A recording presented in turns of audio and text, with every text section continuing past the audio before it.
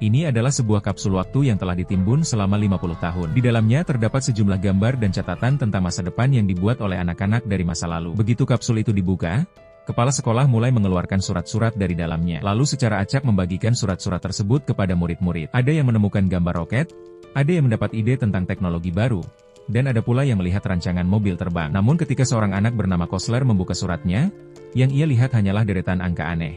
Ia sama sekali tidak tahu apa maksudnya. Kosler pun membawa kertas penuh angka itu pulang dan menunjukkannya pada ayahnya. Ayahnya adalah seorang profesor astrofisika di MIT dan ahli dalam urusan angka. Ia mulai mempelajari surat itu dengan hati-hati. Ia menuliskan angka-angka tersebut di papan dan menganalisisnya dengan berbagai cara. Awalnya tidak ada yang masuk akal, tetapi perlahan sebuah tanggal mulai muncul. Chage merasa ada yang aneh dan memutuskan untuk mencarinya di internet. Saat melihat hasilnya, ia terkejut. 11 September 2001, hari serangan teroris yang mengguncang negara itu.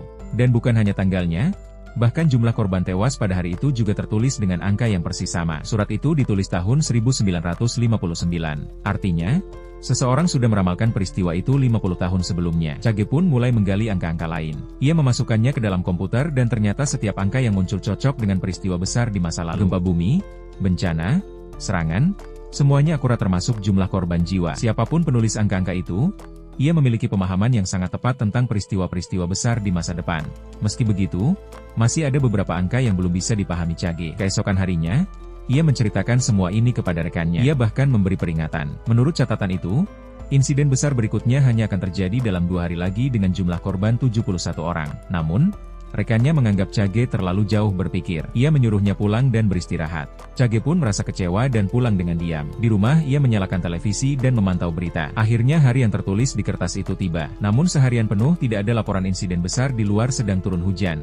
Chage pergi menjemput anaknya dari sekolah. Jalanan macet dan mobil-mobil bergerak sangat lambat. Namun kemudian matanya tertuju pada layar navigasi mobilnya. Seketika ia teringat angka-angka lain dalam surat itu yang sebelumnya tidak ia pahami. Ia segera membandingkannya dan semuanya menjadi jelas. Angka-angka itu adalah koordinat geografis dan itu tepat di lokasi di mana ia terjebak macet. Artinya bencana hari ini akan terjadi di tempat itu juga. Lalu lintas padat.